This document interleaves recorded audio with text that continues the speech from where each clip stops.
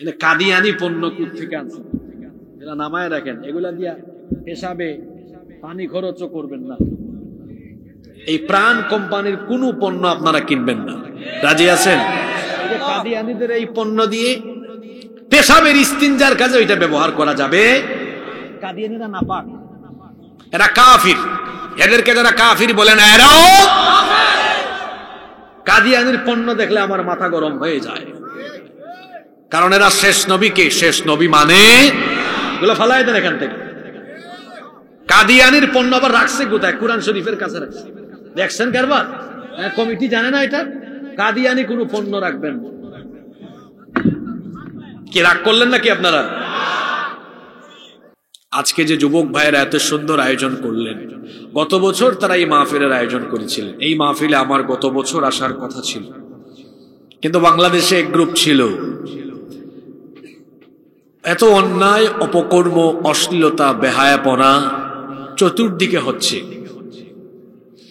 সেগুলো বন্ধের ব্যাপারে কোনো কার্যকর পদক্ষেপ না নিয়ে কোরআনের মাহফিলের মতো এই সুন্দর পবিত্র প্রোগ্রামগুলোকে তারা বন্ধ রেখে দিত। এই কারণে, কারণ তারা ইসলাম, কোরআন এগুলোকে সহ্য করতে পারত না। তাদের এই অপকর্মের দরুন আল্লাহ তাদেরকে কেমন ভাবে ধরলেন? আল্লাহ ধরলেন না, কিন্তু যখন ধরলেন তখন আল্লাহ কাউকেই ছাড় দিলেন না। সূরা বুরুজে আল্লাহ বলেছেন, ইন্না বাতশা রাব্বিকা লাশাদীদ, নিশ্চয়ই তোমার রবের ধরা, তোমার রবের পাকড়াও অত্যন্ত কঠিন। আল্লাহ যখন ধরেন তখন ছাড়েন না, চূড়ান্ত ভাবে শাস্তি দেন। আমাদের যুবক ভাইদের জন্য দোয়া করছি আমরা, আল্লাহ তাআলা যেন আমার এই ভাইদেরকে সাইয়্যিদিনা উমর ইবনুল খাত্তাব রাদিয়াল্লাহু আনহুর মতো কবুল করেন। তারা যেন এই ভূমিকায় অবতীর্ণ হয়ে এই দেশে কোরআনের রাজ কায়েমে অবদান রাখতে পারে। আল্লাহ আমার ভাইদেরকে কবুল করে নেন। সম্মানিত উপস্থিতি, আমরা সময় নষ্ট করব না, গুরুত্বপূর্ণ অনেক কথা আছে, শেষ পর্যন্ত ধৈর্য ধারণ করে আমলের নিয়তে প্রত্যেকটি কথা আমরা শুনতে পারবো তো ইনশাআল্লাহ? মহান আল্লাহ আমাদেরকেই তৌফিক দান করেন, বলেন আমিন। এই পৃথিবীতে আমাদেরকে যিনি পাঠিয়েছেন তিনি কে? কেন আমাদেরকে পাঠালেন তিনি? আমাদেরকে পাঠানোর পিছনে তার একটি উদ্দেশ্য আছে। কেন আমাদের রব আমাদেরকে দুনিয়াতে পাঠালেন? আমাদেরকে সৃষ্টির লক্ষ্য এবং উদ্দেশ্য কি? রব্বুল আলামিন কোরআনে কারীমের 51 নম্বর সূরা সূরাতুয যারিয়াতের 56 নম্বর আয়াতে কারিমায় আমাদেরকে জানিয়ে দিলেন, ওয়ামা খালাকাতুল জিন্না ওয়াল ইনসা ইল্লা লিয়াবুদুন। I didn't create the jinn kind and mankind except my worship. আল্লাহ তাআলা বলছেন, পৃথিবীতে আমি জিন এবং মানব জাতিকে আমার গোলামি ছাড়া অন্য কিছুর জন্য সৃষ্টি করি নাই। আমাদেরকে যার গোলামির জন্য সৃষ্টি করা হয়েছে, বীর পুরুষের মতো জবাব দিয়ে বলেন তো তিনি কে? আমাদের পরিচয়, আমরা গোলাম কার? শুধু কি আমরা গোলাম? আমরা গোলামের ঘরের গোলাম। আমাদের 14 গোষ্ঠী কার গোলাম? আমরা যে আল্লাহর গোলাম। এই গোলামের সবচাইতে সুন্দর উপমা, সবচাইতে সুন্দর দৃষ্টান্ত পাওয়া যায় একটি ইবাদতে, যে ইবাদতের মাধ্যমে প্রত্যেক দিন গোলামির বহিঃপ্রকাশ হয়।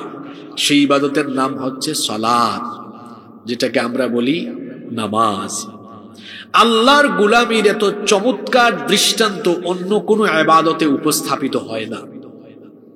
কারণ আমরা যখন নামাজে দাঁড়াই, দাঁড়ানোর সময় গোলামি গোলামি একটা ভাব দেখা যায়। যখন দাঁড়াই সিনা টান করে দাঁড়াই না, একেবারে গোলামের মতো মাথা নত করে দাঁড়াই, বিনয়ী হয়ে দাঁড়াই। কারণ আমার আল্লাহ বলছেন এমন ভাবে নামাজে দাঁড়াও, ওয়াকুমু লিল্লাহি কানিতিন, বিনয়ী হয়ে দাঁড়াও। দাঁড়ালাম, তারপর কি করলাম?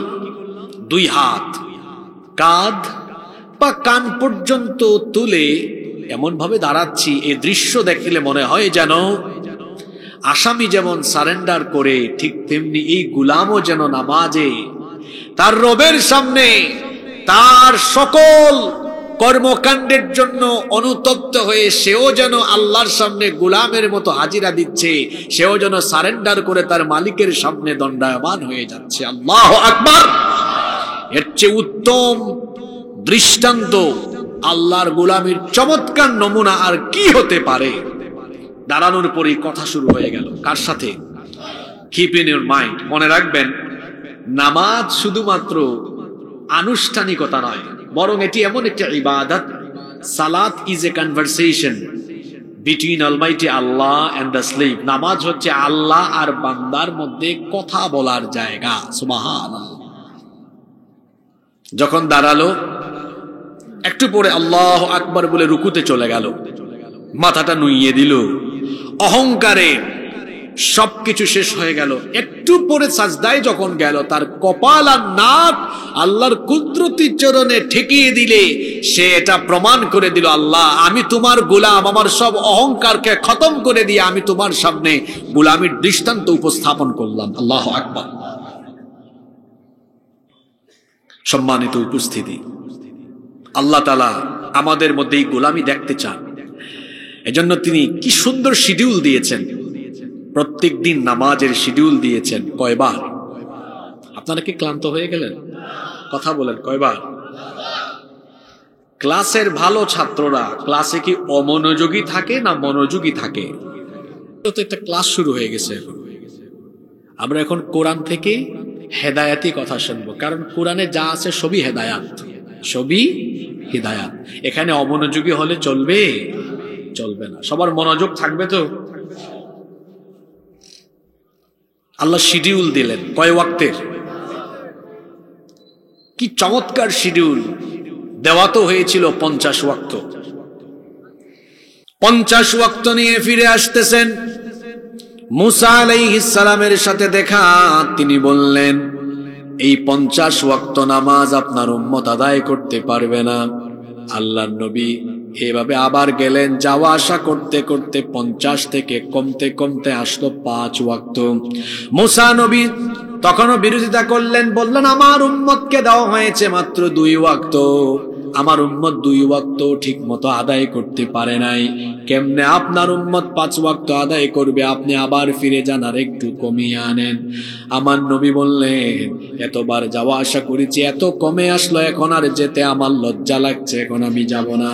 আসার সময় চিন্তা করলেন, 50 ওয়াক্ত নামাজ দিলেন, আমি কেন কমিয়ে ফেললাম? 5-এ চলে আসলো। আমার উম্মত 50 ওয়াক্ত আদায় করলে তো 50 ওয়াক্তের সওয়াব পেত, সওয়াব বেশি হতো, এখন মাত্র 5 ওয়াক্ত, সওয়াবটা তো উম্মত কম পাবে। আল্লাহ তাআলা বললেন, নবী গো, আপনার উম্মতকে আপনি এত মহব্বত করেন, এত ভালোবাসেন, সেটা আমি জানি। এই জন্য নামাজ আমি 50 থেকে কমিয়ে কমিয়ে 5-এ আনলেও সওয়াব আমি কমাই নাই, বরং 5 ওয়াক্ত নামাজের সওয়াব আমি 50 ওয়াক্ত নামাজের সমান সওয়াব দান করে দিব। নবীজি টেনশন নেই, আমার উম্মত কি পারবে? মুসা নবীর উম্মত তো পারে নাই, 2 ওয়াক্ত পারে। আল্লাহু আকবার! আল্লাহ তাআলা কি সুন্দর ব্যবস্থা করে দিলেন। আজান হচ্ছে প্রতি নামাজের আগে, এই যেন আল্লাহ বান্দাকে আদর করে ডাকছেন, কি রে আয় না, আয় আয়, আমি তোর সাথে একটু কথা বলি। রাতের বেলা ঘুমিয়েছেন, মুয়াজ্জিন সাহেব বলছেন, হাইয়া আলাস সালাহ, নামাজের জন্য আসো, হাইয়া আলাল ফালাহ, কল্যাণের জন্য আসো। আল্লাহ যেন এই আজানের মাধ্যমে বান্দাকে খুব আদর করে ডাক দিচ্ছেন, কি রে তুই ঘুমায় আছস, সেই ঘুমাইছিলি 11টায় 12টায়, 5 ঘন্টা 6 ঘন্টা হয়ে গেল, তুই আয় না, তোর সাথে আমি একটু কথা বলি, তুই আর আমি এখন কথা বলি। সুবহানাল্লাহ! 5:30টায় নামাজ আদায় করলো, 5:15টায় নামাজ আদায় করলো, ওই দুপুর 1:30টা বাজে আবার ডাকা হলো। আল্লাহ যেন বলছেন, কি রে 7 ঘন্টা 8 ঘন্টা হয়ে গেল, এতক্ষণ হয়ে গেল, আয় না, তোর সাথে আরেকবার আর একটু কথা বলি। সুবহানাল্লাহ! আবার 2 ঘন্টা 2.5 ঘন্টা যেতে না যেতে আসর, আল্লাহ যেন ডাকছেন, আয় না, আরেকবার একটু তোর সাথে কথা বলি। মাগরিবের টাইমে আবার দেওয়া হয়েছে, যেন আল্লাহ বান্দাকে আদর করে ডাকছেন। সূর্য ওঠার আগে তুই আমার সাজদা দিয়েছিলে, দিনের শুরুতেই তোর সাথে কথা বলেছিলাম, আয় না আয়। সূর্য ডুবার সময় আরেকবার তোর সাথে কথা বলিনি? সুবহানাল্লাহ। এই জন্য বড় মহব্বতের ডাক। এরপরে আবার এশার নামাজ, বান্দা ঘুমাবে, ঘুমানোর আগে আল্লাহ আরেকবার ডাক দিলেন, তুই যে ঘুমাবি বাড়িতে, এটা তো তোর জীবনের শেষ ঘুম হয়ে যেতে পারে। সকালবেলা না উঠতে পারিস, এই ঘুম, তারপরে আবার জাগতে পারিস গিয়ে কবরে, আয় না আরেকবার ঘুমানোর আগে আমি তোর সাথে কথা বলে ফেলি, তুই আমার সাথে কথা বলে ঘুমা। সুবহানাল্লাহ। এরকম করে 5 ওয়াক্তের নামাজের চমৎকার শিডিউল দিয়েছেন কে? আপনার সাথে আল্লাহ কথা বলতে চান, নামাজে আল্লাহ বান্দার সাথে কথা বলেন। সুবহানাল্লাহ পড়েন। এই নামাজের খবর নাই। ইসলামের সবচেয়ে বড় ইবাদত হলো নামাজ। ইমানের পরেই ডিউটি হলো সালাত আদায় করা। নামাজের খবর নাই। আহা, 12টা 1টা পর্যন্ত ওয়াজ শুনে ফজরের নামাজ কাজা করে, আছে না নাই? ইবলিস, তার নাম তো আপনারা সবাই জানেন। সে আল্লাহ তাআলার হুকুম অমান্য করে আল্লাহকে সাজদা দেয় নাই কয়টা? পুরুষ মানুষের মতো জবাব দেন, কয়টা? এক সাজদা না দেওয়ার পরিণতি, ক্ষতি হলো কয়টা? 5টা। কয়টা ক্ষতি? তো শুনেন তো কি কি হইল ক্ষতি। وَإِذْ قُلْنَا لِلْمَلَائِكَةِ اسْجُدُوا لِآدَمَ فَسَجَدُوا إِلَّا إِبْلِيسَ أَبَى وَاسْتَكْبَرَ وَكَانَ مِنَ الْكَافِرِينَ।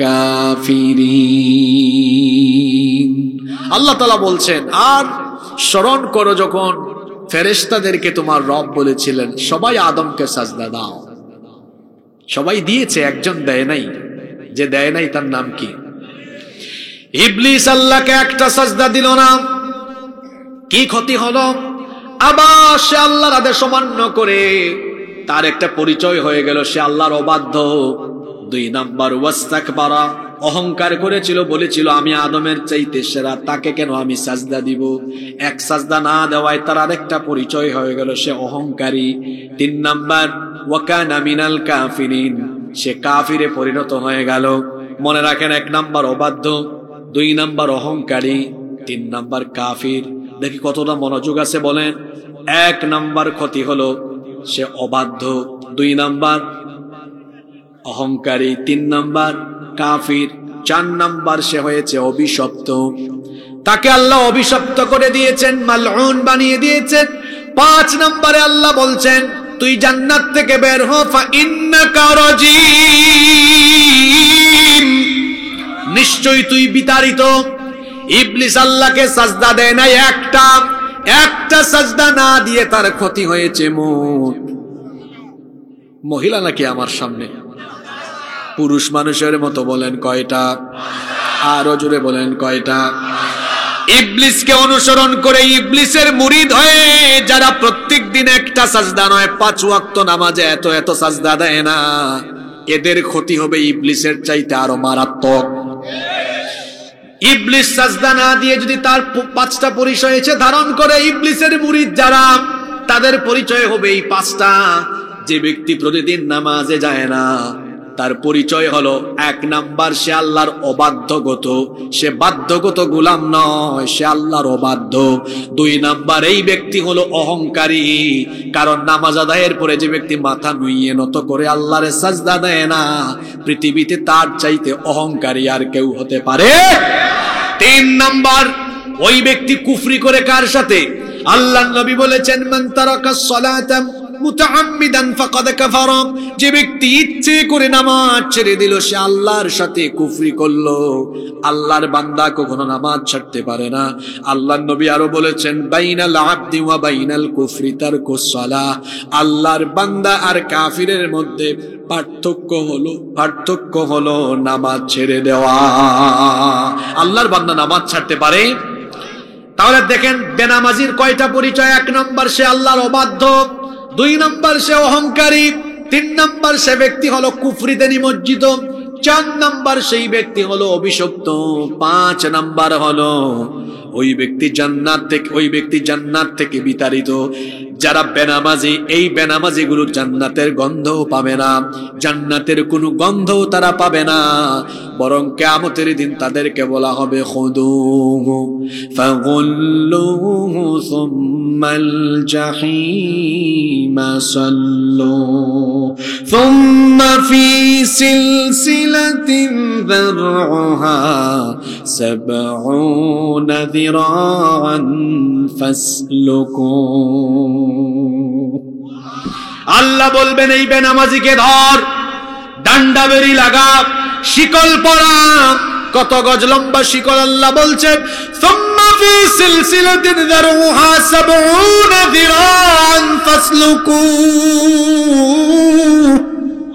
70 গজ লম্বা শিকল দিয়ে তারে বাঁধো, এরপরে তাকে জাহান্নামে নিক্ষেপ করো। নাউজুবিল্লাহ। তাইলে বোঝা গেল বেনামাজির পরিণতি বড় খারাপ। কিন্তু আমাদের অবস্থা হলো এমন মুসলমান হয়েছি আমরা, মুসলমানিত্বের পরিচয় হিসাবে যা আলামত আমার চরিত্রে ফুটে ওঠা দরকার সেটা আমার মধ্যে নাই। আমার নাম বড় সুন্দর, অনেকের নামই আছে ফজর আলী, কিন্তু এই ফজর আলী ঘুম থেকে উঠে দুপুর 12টায় তার ফজর নাই, এমন মানুষ আছে না নাই? আর একজনের নাম তার বাপ রেখে দিয়েছে জোহর আলী, জোহরেও তারে পাওয়া যায় না। আমার দেশে এমন বহু মানুষ আছে যাদের নামের সাথে কামের কোনো মিল। নাম হলো রমজান আলী, রমজান মাসে দুপুর বেলা গাঞ্জা টানে। নাম হলো কুরবান আলী, সামর্থ্য আছে কুরবানি দেয় না। নাম হলো ইমান আলী, ইমান আলীর ইমানের খবর নাই, সুদ খায়, ঘুষ খায়। আছে না নাই? বলে হুজুর আমি নামাজ না পড়লে কি হবে, নামাজ আদায় না করলে কি হবে, আমার ইমান তো ঠিক আছে। আর আল্লাহর নবী বলেছেন যার মধ্যে নামাজ নাই তার মধ্যে দিন নাই। তার মধ্যে কি নাই? তার মধ্যে কি নাই? ইমানই নাই। তার ইমান থাকলে না ইমান যাবে, ওর তো ইমানই নাই। ইমান থাকলে না ইমান যাবে। যেন খবরদার এক ওয়াক্ত নামাজ যেন আমার কাজা হয়ে না যায়। পুরুষের জন্য পাগল হওয়া ছাড়া, পুরুষের জন্য পাগল হওয়া ছাড়া নামাজ কাজা করা যাবে? নামাজ কাজা করবেন? খবরদার, কিয়ামতের দিন প্রথম হিসাব হবে কোন ইবাদতের? জোরে বলেন কোন ইবাদতের? তো প্রথম প্রশ্নে ফেল মারলে পরিস্থিতি কি ভালো হওয়ার সম্ভাবনা আছে নাকি? নামাজ ছাড়বো না আমরা, ওয়াদা করতে পারবো? রাজি আছেন সবাই? যুবক ভাইয়েরা কি করবেন? যে হুজুর আমরা একটু বুড়া টুরা হই, তারপরে আদায় করব। আপনি বুড়া হবেন এই নিশ্চয়তা আপনাকে কে দিয়েছে? মানুষের জীবনের নাই কোনো ওয়ারেন্টি, নাই কোনো গ্যারেন্টি। যুবক ভাইয়েরা শয়তানের এই ধোকায় পড়বেন না। কিপ ইন ইউর মাইন্ড, মনে রাখবেন there is no serial of death. মৃত্যুর কোনো সিরিয়াল নাই, যে কোনো মুহূর্তে চলে আসবে। এজন্য আমরা এক ওয়াক্ত নামাজ কাজা করব না। রাজি আছেন সবাই? কারা কারা রাজি আছেন দেখি আল্লাহর সাথে ওয়াদা করেন তো। মাশাআল্লাহ, আল্লাহ কবুল করেন। আমার দিকে তাকান। এই নামাজ কেন দেওয়া হয়েছে? শুধুমাত্র প্রতিদিন 5 বার ডিউটি করবেন, আল্লাহরে সাজদা দিবেন এই উদ্দেশ্যে না। এবার আমার দিকে তাকান, আমি আমার মূল কথায় প্রবেশ করছি। খুব মনোযোগী হতে হবে। আজকের এই টপিকের ভেতরে আমাদের বর্তমান সময়ের সমসাময়িক সকল বিষয়াদি এর ভিতরে আছে, মনোযোগী হতে হবে। তো নামাজ আল্লাহ কেন দিয়েছেন? প্রতিদিন 5 বার ডিউটি করবেন, গিয়া কয়েকটা সাজদা দিয়া চলে আসবেন, শুধু এই উদ্দেশ্যে দেওয়া হয়েছে না। নামাজ শুধুমাত্র একটা ইবাদত নয়, বরং এটি হচ্ছে মানুষের জীবন পরিচালনার প্রশিক্ষণ। কথাটা কি বললাম? আজকের আলোচনার চুম্বক অংশ হলো এটা, এটা মনে রাখতে হবে। এটা হেডিং, শিরোনাম কি? নামাজ শুধু ইবাদত নয়, নামাজ হলো জীবন পরিচালনার। পরের শব্দটা কি বললাম? সবাইকে বলতে হবে। ওই পিছনে কয়েকজন গল্প মারে কেন? গুলগুল হইয়া এদিকে তাকান, আমার দিকে খেয়াল করেন। নামাজ শুধু ইবাদত নয়, এটি হলো জীবন পরিচালনার। সবাই একবার আমার সাথে বলেন, নামাজ শুধু ইবাদত নয়, বরং জীবন, হ্যাঁ জীবন পরিচালনা। মানে বুঝেন তো কিভাবে চালাবেন, আপনার জীবন কেমনে চলবে এর সকল শিক্ষা সব নামাজের ভিতরে আছে না নাই? কাদিয়ানি পণ্য থেকে আনছে, এরা নামায় রাখেন, এগুলা দিয়া পেশাবে পানি খরচও করবেন না। এই প্রাণ কোম্পানির কোন পণ্য আপনারা কিনবেন না, রাজি আছেন? কাদিয়ানিদের এই পণ্য দিয়ে পেশাবের ইস্তিনজার কাজে ওইটা ব্যবহার করা যাবে। কাদিয়ানিরা নাপাক, এরা কাফির, এদেরকে যারা কাফির বলে না এরাও কাদিয়ানির পণ্য দেখলে আমার মাথা গরম হয়ে যায়, কারণ এরা শেষ নবীকে, শেষ নবী মানে এগুলো ফালাই দেন এখান থেকে। কাদিয়ানির পণ্য আবার রাখছে কোথায়? কুরআন শরীফের কাছে রাখছে, দেখছেন কারবার? কমিটি জানে না এটা? কাদিয়ানি কোনো পণ্য রাখবেন না। কি রাগ করলেন নাকি আপনারা? আপনাদের কষ্ট হচ্ছে? তাহলে কি বললাম? নামাজ শুধু ইবাদত নয়, এটি হলো জীবন পরিচালনার প্রশিক্ষণ। আমার আপনার জীবন কেমনে চলবে সব শিক্ষা এই একটা ইবাদতের ভিতরে আছে। এজন্যই তো বলা হয় যে মান আকামাস সালাতা ফাকাদ আকামাদ-দ্বীন, যে ব্যক্তি নামাজ কায়েম করলো সে যেন দ্বীন কায়েম করলো। নামাজ কায়েম করা আর দ্বীন কায়েম করা একই কথা, কারণ নামাজ কায়েমের মধ্যেই আছে দ্বীন কায়েম। সুবহানাল্লাহ, কত বড় কথা এটা, কত বড় গুরুত্বপূর্ণ কথা এটা। যে ব্যক্তি নামাজ কায়েম করলো সে দ্বীন কায়েম করলো, কারণ নামাজ কায়েমের ভেতরেই দ্বীন কায়েম আছে। অনেক দ্বীন কায়েমের কর্মী ভাইয়েরা আছে গো, নামাজের জামাতের খবর নাই। নামাজের অন্তর্নিহিত শিক্ষাগুলো উপলব্ধি করতে হবে। এমনকি দ্বীন কায়েমের অনেকে কর্মী পরিচয় দেয়, মাহফিলগুলোতে এসে আশেপাশে এরা এখন বাদাম খায়। এই চিত্র এখন আমরা দেখছি। আমরাও দ্বীন কায়েমের আন্দোলনে ছাত্র জীবনে সম্পৃক্ত ছিলাম, ছাত্র আন্দোলন করে এসেছি আমরা। মনে আছে আমাদের মাহফিলে খাতা নিয়ে যেতাম, নোট করতাম। কি হয়েছে তোমাদের এখন? বিভিন্ন মাহফিলে তোমরা বাদাম খাও, গুরুত্বপূর্ণ কথা চলে আসে না। মাহফিলের আগে বা পরে ভাব দেখাও, এসে হুজুরদের সাথে দেখা করে যাও। এখানে বসে বসে খাতা কলম নিয়ে আলোচনা নোট করবা, সেটা তোমাদের আন্দোলনের কাজে কাজে লাগাবা।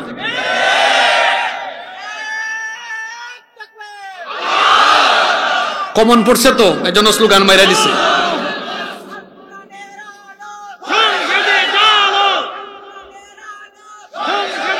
বসো, তোমাদেরকে আদর করে বলছি, সন্ত্রাসী সংগঠনের মতো হইও না। তোমাদের চরিত্র হবে দাওয়াত, তোমাদের কথা বলা হবে দাওয়াত। তোমার কথা বলা, মুআমালাত, মুআশারাত, চলন বলন, কথনে মানুষ চিনবে। সে সন্ত্রাসী সংগঠন করে না, ইসলামী ছাত্র আন্দোলন করে। তোমার ভাবখানা এমন, তোমার চলাফেরা এমন, ছাত্ররা তোমার কাছে আসে না কেন? তুমি এমন ভাবে চলাফেরা করবে যেন আরেকজন পিতা বলে, আরেকজন মা বলে, এই ছেলেটার চরিত্র এমন কেন, আমার ছেলেটাকেও তার সাথে দিতে চায়। আমি একটু সোজা সাপটা কথা বলা বেশি পছন্দ করি। সত্য কথাগুলো তিতা দিতাই হয়। দেশের বিভিন্ন অঞ্চলে যাই এখন এগুলাই দিই, এরা আশেপাশে বসে বাদাম খায়, আমরা যাওয়ার সময় গাড়ি আটকায়, হুজুর একটু কথা বলি। তুমি এতক্ষণ কই ছিলা? তুমি তো শ্রোতাদের সামনে বসা দরকার, তুমি মাহফিলের স্বেচ্ছাসেবক হওয়া দরকার। রাগ করলেন নাকি? বলছিলাম নামাজ শুধু ইবাদত নয়, এটা জীবন পরিচালনার প্রশিক্ষণ। অনেক শিক্ষা আছে, তার ভিতরে আজকে নামাজের 15টি শিক্ষা আপনাদের সামনে আমি তুলে ধরব ইনশাআল্লাহ। আপনারা মনে রাখার জন্য চেষ্টা করেন, যাদের কাছে মোবাইল ফোন আছে নোট করে নিয়ে যাওয়ার চেষ্টা করেন, যাতে করে আমরা আগামীকাল বিভিন্ন জায়গায় বসে আজকের আলোচনা নিয়ে আমরা আবার ওখানে একটা গেট টুগেদার করতে পারি। আল্লাহ আমাদেরকে আমলের নিয়তে আমাকে বলার, আপনাদেরকে শোনার তৌফিক দান করেন। নাম্বার 1 শুরু হয়ে গিয়েছে। সালাত teach us to make a clean life. নামাজ আমাদেরকে পরিচ্ছন্ন জীবন যাপনের শিক্ষা দেয়। পরিষ্কার থাকা, পরিচ্ছন্ন থাকা, এই শিক্ষাটা নামাজের ভেতরে আছে। আপনারা জানেন নামাজের অন্যতম রুকন হলো যে জায়গায় আপনি নামাজ আদায় করবেন সেই জায়গাটা পাক হতে হবে। জায়গা পাক হবে, শরীর পাক থাকবে। জায়গা পাক, শরীর পাক, এটা থাকতে হবে। সতর ঢাকা তো আছে, এটা সামনে আসতেছি আমরা। আমি বলতেছি পবিত্রতার ট্রেনিংটা নামাজে কোথায়? আপনি আসার সময় পবিত্র হয়ে আসবেন না অপবিত্র হয়ে আসবেন? তাহলে নামাজে পবিত্রতা লাগে, পরিষ্কার পরিচ্ছন্ন হয়ে আসে। নামাজ আমাদেরকে কত সুন্দর করে পরিচ্ছন্নতার ট্রেনিং দিল। নামাজে আমরা আসি নিজেরা পবিত্র হয়ে, পরিষ্কার শরীর নিয়ে, পরিষ্কার পরিচ্ছন্ন পবিত্র কাপড় চোপড় নিয়ে।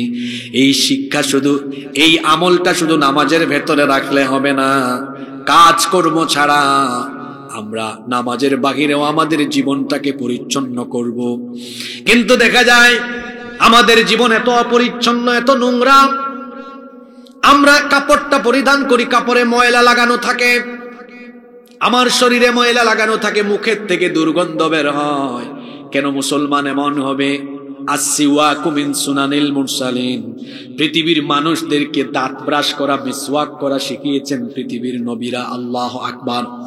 আসসিওয়াকু মিন সুনানিল মুরসালিন। মিসওয়াক হলো সকল নবীদের সুন্নাহ।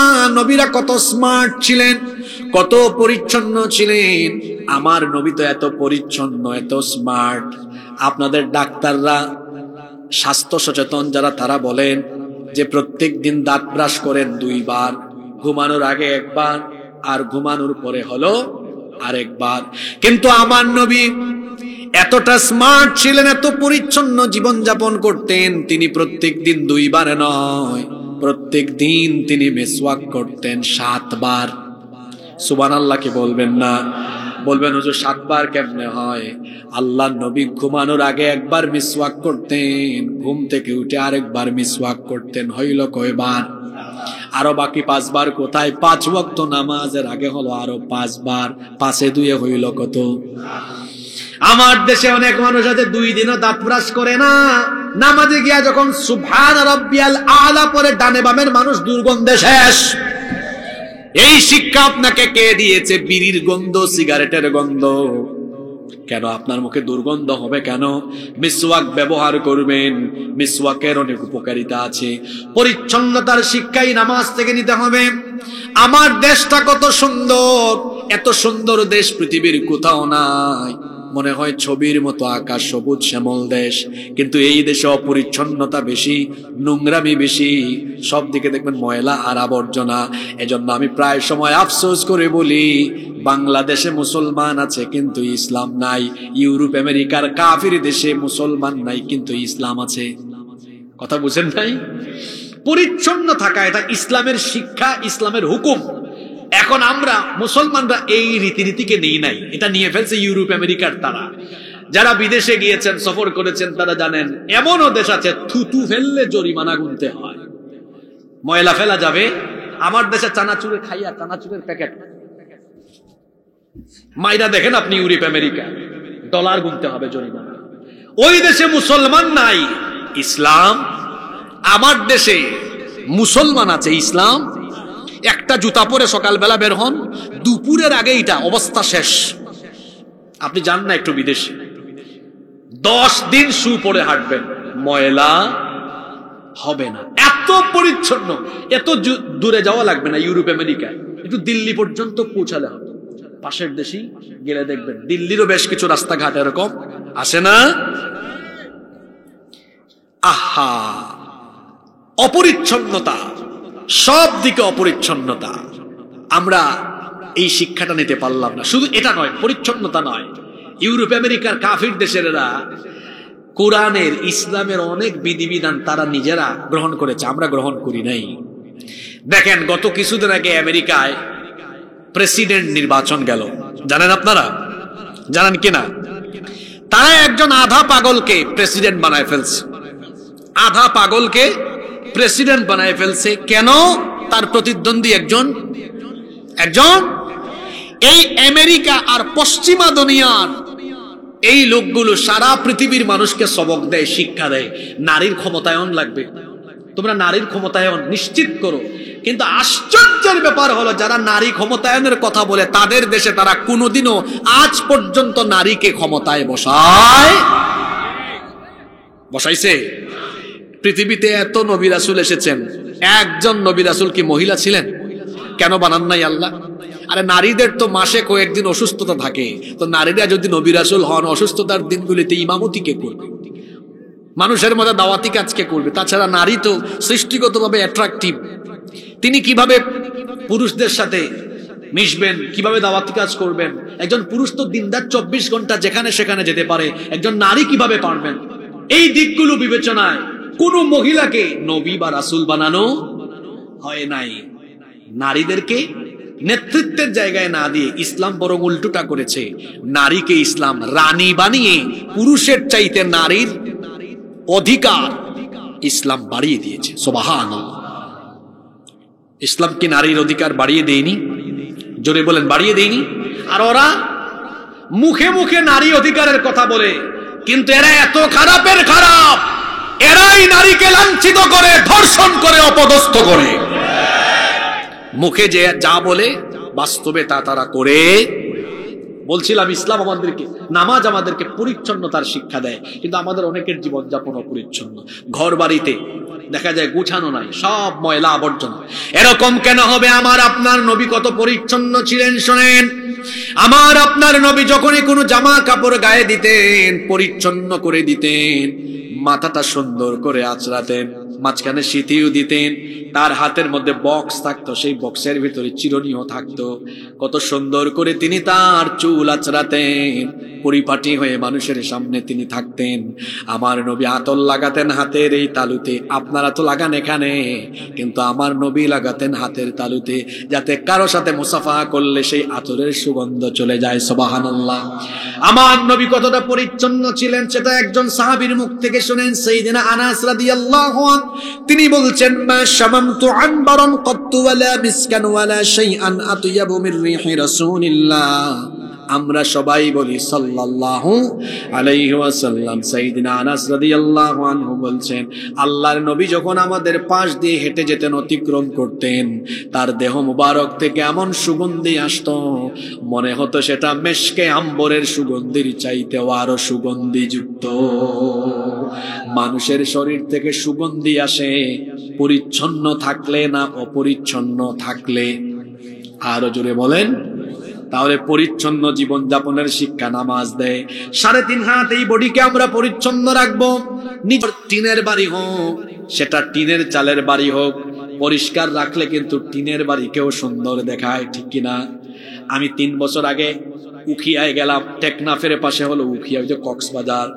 দেখলাম একটা বেত দিয়ে বেড়া দিয়েছে, বেত দিয়ে বেড়া, উপরে টিন, কিন্তু ঘরের ভিতরে ঢোকার পরে দেখলাম এত সুন্দর পরিচ্ছন্ন পরিপাটি, এত সুন্দর করে রেখেছে, দেখলেই চোখ জুড়িয়ে যায়। পরিচ্ছন্ন রাখলে পরে যে কোনো জিনিসকে সুন্দর দেখায়। অপরিচ্ছন্ন মানুষ যদি দামি কাপড় চোপড় পরিধান করে, দেখবেন দেখতে তাকে খারাপ লাগে। আর পরিচ্ছন্ন ব্যক্তি যদি কম দামি কাপড় গায়ে দেয় কিন্তু পরিষ্কার যদি হয়, দেখতে ভালো লাগে। দেখবেন আমার দেশে অনেক আলেম ওলামা ইমাম সাহেবদের, তাদের আপনি লেবাসের দিকে তাকাবেন, দেখবেন দেখতেই ভালো লাগে, সুন্দর লাগে, সাদা পোশাক পরেছে, দেখতেই ভালো লাগে। অনেক মানুষ আছে অনেক টাকাওয়ালা, দেখবেন এমন ভাবে থাকে খাচ্চরের মতো থাকে, আছে না নাই? পরিচ্ছন্নতা নামাজ আমাদেরকে শিখায়। পরিষ্কার পরিচ্ছন্ন থাকা, নিজের ঘর বাড়ি রাস্তাঘাট সব পরিষ্কার রাখা, এই শিক্ষা নামাজের ভেতরে আছে না নাই? কষ্ট হচ্ছে আপনাদের? সালাতের 2 নম্বর শিক্ষা হলো সালাত teach us to stay united। নামাজ আমাদেরকে ঐক্যবদ্ধ থাকার, মুসলমান আলাদা আলাদা থাকবে, একসাথে হয়ে থাকবে, ঐক্যবদ্ধ থাকবে, এই শিক্ষা নামাজের ভিতরে আছে না নাই? নামাজ কি একা একা ফরজ, না সবাই মিলে জামাতে ফরজ? জোরে বলেন। রব্বুল আলামিন কোরআনে কারীমের 2 নম্বর সূরা সূরাতুল বাকারা এর 43 নম্বর আয়াতে বলছেন, ওয়া আকিমুস সালাতা ওয়া আতুজ যাকাতা ওয়ারকাউ মা'আর রাকিঈন। আর তোমরা সালাত কায়েম করো এবং যাকাত দাও, এবং মসজিদে গিয়ে যারা রুকু করে তাদের সাথে রুকু করো। একা একা নামাজের চাইতে জামাতে নামাজের সওয়াব কত গুণ বাড়িয়ে দেওয়া হয়েছে। 27 গুণ বাড়িয়ে দেওয়া হয়েছে। এই যে নামাজে আমরা কি সুন্দর করে দাঁড়াই, দেখা যায় নামাজের ভেতরে এত সুন্দর ঐক্য। পাশের বাড়ির আবুল কালাম ভাই, আব্দুল সালাম ভাই, নামাজে যখন আমরা যাই তখন আমরা একসাথে দাঁড়িয়ে যাই, কোনো ভেদাভেদ থাকে না। কওমির আলেম, আলিয়ার আলেম যখন মসজিদে ঢুকেন, আলিয়ার আলেমের পাশে কওমির আলেম, তারপরে দেখা যায় জামাতে ইসলাম করেন, তার পাশে দাঁড়িয়ে গিয়েছে খেলাফত মজলিস, তার পাশে চরমোনাই, তার পাশে হেফাজত, তার পাশে আওয়ামী লীগ, তার পাশে বিএনপি, তার পাশে জাতীয় পার্টি। মসজিদে ঢুকার পরে যারা মুসলমান সবাই কি এক থাকে নাকি আলাদা আলাদা হয়ে দাঁড়ায়? আরো জোরে বলেন। মসজিদের ভিতরের এই শিক্ষা নামাজের বাইরে আছে? জুড়ে বলতে হবে আছে। আপনাদের কথা বাদ, আমার দেশে সাধারণ মানুষের চেয়ে হুজুরদের ভিতরে হিংসা বেশি। আমিও হুজুর, কথাটা বলে ফেললাম, এটা সত্য কথা। খুব মারাত্মক পর্যায়ের হিংসা। হুজুরদের ভিতরে এত হিংসা যা সাধারণ মানুষ কল্পনাও করতে পারবে না। এজন্য একজন আফসোস করে বলেছিল, পাল্লায় ব্যাঙ রাখা যেমন কঠিন, হুজুরদেরকে এক চেয়ার এক টেবিলে বসানোও কঠিন। এত হিংসা, একজন আর একজনকে দেখতে পারে না। আপনাদের হিংসা নিন্দা যত বাড়বে, আপনাদের উপরে পিটানো জুলুম নির্যাতন আরো বাড়বে। সুজা কথা, এখনো সময় আছে। সব ভুলে গিয়ে ঐক্যবদ্ধ হন। নামাজের শিক্ষার ওয়াজ মানুষকে কি করবেন? নিজেদের মধ্যেই তো এটা নাই। আমি যা বললাম এটা সত্য। আপনাদের সাধারণ মানুষের মধ্যে ভালোবাসা অনেক বেশি। কিরকম একটা উদাহরণ দেই। পাশের বাড়ির আব্দুল সালাম ভাইয়ের সাথে আপনার ঝামেলা আছে, কিন্তু দেখা সাক্ষাৎ হইলে দেখবেন তাও হৃদয়ে মায়া লাগে। হুজুরদের ভিতরে এত হিংসা, একজন আর একজনের পাশে বসে থাকবে, কথা বলবেন। কি আমি কি ভুল বলেছি? জোরে বলেন, ভুল বলেছি? এত দল তাদের ভিতরে, এত দল, দলাদলি থাকতে পারে। ইখতিলাফ এটাও ইসলামের সৌন্দর্য, কিন্তু ইখতিলাফের কারণে কি ইহতিরাম হারিয়ে যাবে? ইখতিলাফের কারণে তো ইহতিরাম হারিয়ে যাওয়ার কথা না। হ্যাঁ, ইমাম আজম আবু হানিফা রহমতুল্লাহ আলাইহির সাথে ইমাম শাফি রহমতুল্লাহ আলাইহির অনেক ইখতিলাফ। তাই বলে কি উভয়ের মধ্যে ইহতিরামের কমতি ছিল? কোনো কমতি ছিল? আমাদের মধ্যে ইহতিরামের ঘাটতি আছে। ওই যে আমাদের মধ্যে বিভেদ থাকায় ওইদিকে জালিমরা সব ঐক্যবদ্ধ আছে না? বাংলাদেশে গত 15 বছর জুলুমের বিরুদ্ধে সবচেয়ে বেশি কথা বলেছে আলেমরা। আপনারা ঠিক কইলেও ঠিক আছে, না কইলেও ঠিক আছে, এটা সবচেয়ে বেশি জুলুমের শিকার হয়েছে কারা? আলেমরা। এত পিঠা খাইলো, খাওয়ার পরে এই যে 5 আগস্টের পরে ইদানিং শুনবেন এক দলের কথা আরেক দলের বিপক্ষে কেমনে যায়, খুশাখুশি।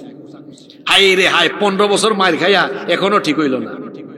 এদের উপর আরেকটা মাইর আছে, আরেকটা মাইর। এখনো ইহতিরাম করতে জানে না। 15 বছর মজলুম হলো কারা, রক্ত দিল কারা, জীবন দিল কারা, আর ক্ষমতার স্বাদ নেই এখন কারা? কথা বুঝেন নাই বুঝি আপনি? এখানে 3-4টা আছে, এই 3-4 জনের আন্দোলনে অবদান আছে, বাকি কারোরই আন্দোলনে কোনো অবদান নাই। সবগুলা প্রথম আলো আর ডেইলি স্টারের মাল। কথা বুঝেন নাই? সবগুলা ইসলামের, মুসলমানের জঘন্য দুশ্মন এই দুই প্রতিষ্ঠান, প্রথম আলো আর ডেইলি স্টারের প্রোডাক্ট এগুলো। আহা, হুজুররা বসে বসে খালি ওয়াজ, দলীয় কর্মসূচি, এদিকে খবর নাই। ঐক্যবদ্ধ হওয়ার শিক্ষা নামাজে আল্লাহ আমাদেরকে দিয়েছেন। ঐক্যবদ্ধ হওয়ার মধ্যে শক্তি আছে। একটা লাঠি যদি আপনার হাতে থাকে, এটা আপনি ভাঙতে পারবেন, খুব সহজ, খুব ইজি। এটা 100টা লাঠি আপনার হাতে দেওয়া হোক, ভাঙতে পারবেন? উতানি শুরু হবে। ভাঙতে পারবেন। একা একা থাকলে পরে, আলাদা আলাদা থাকলে পরে ইসলামপন্থীরা শক্তিশালী হবে না, বরং ইসলাম বিরোধীরা যখন যারে ধরবে মেরুদণ্ড ভেঙে দিবে। গত 15 বছর তাই হয়েছে গো। আর যখন আপনি ঐক্যবদ্ধ থাকবেন, আল্লামা সাঈদীকে যখন গ্রেফতার করা হলো, চুপচাপ, বাকিরা ভাবছেন আমাদের দলের না, আমাদের মাসলাকের না, আমাদের মতাদর্শের না, চুপচাপ। অথচ তিনি যখন গত বছর দুনিয়া ছেড়ে চলে গেলেন তখন কিন্তু সব আলেমরা বিবৃতি দিয়েছে, দেয় নাই? দিছে কিনা? মরার পরে বিবৃতি। আর এটা আমাদের দেশের মানুষের খাসলত, জীবিত মানুষকে মূল্যায়ন করে না। এটা এই বাঙালিদের মারাত্মক পর্যায়ের একটা কুস্বভাব। জীবিত মানুষকে এরা মূল্যায়ন কদর করতে জানে না, মরার পরে কদর করে। তিনি মারা যাওয়ার পরে এখন থেকে খেলাফতও দেয়, হেফাজতও দেয়, কৌমিও দেয়, সুন্নিও দেয়, আলিয়াও দেয়। এই বিবৃতি কোথায় ছিল 2009 সালে? যদি তখন দেওয়া হতো, জালিমরা তার হাতে হাত করা পুরানোর সাহস করতে পারত না।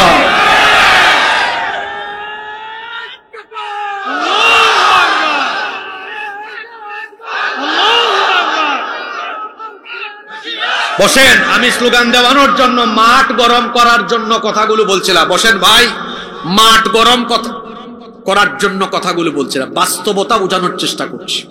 তখন আপনারা চুপচাপ ছিলেন। এরপরে 2024-এর জুন পর্যন্ত আপনারা বলেন কোন দলের হুজুর বাকি থাকছে মার খাইতে? কথা বলেন না কেন? ইসলাম বিরোধীরা জামাত, হেফাজত, খেলাফত দেখে না, বরং তারা যখন গোপনে মিটিং করে তখন তারা বলে যেখানেই হুজুর দেখবি সেখানেই ঝাঁপিয়ে পড়বি। এটা আপনি বুঝেন না, এখনো বুঝেন না, এখনো বুঝে না।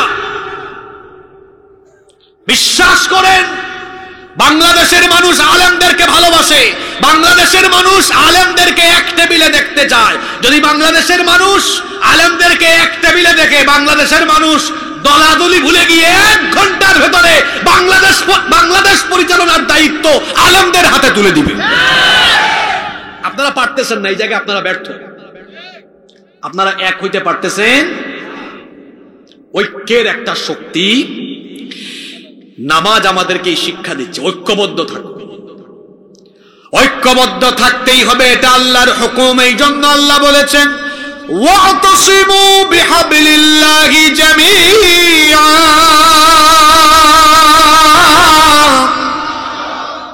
তোমরা ঐক্যবদ্ধভাবে আল্লাহর দ্বীনের রজ্জুকে আঁকড়ে ধরো। ওয়ালা তাতাফাররাকু, খবরদার বিচ্ছিন্ন হয়ে যেও না। কারণ ঐক্যবদ্ধ থাকবে যারা আল্লাহর রহমত পাবে তারা। এজন্য রাব্বুল আলামিন কোরআনে কারীমের 4 নম্বর সূরা সূরাতুন নিসায়ের 175 নম্বর আয়াতে বড় সুন্দর করে বললেন, ফাআম্মাল্লাযীনা আমানু বিল্লাহি ওয়া'তাসামু বিহি ফাসায়ুদখিলুহুম ফি রাহমাতিম মিনহু ওয়া ফাদলিন ওয়া ইয়াহদিহিম ইলাইহি সিরাতাম মুস্তাকিমা।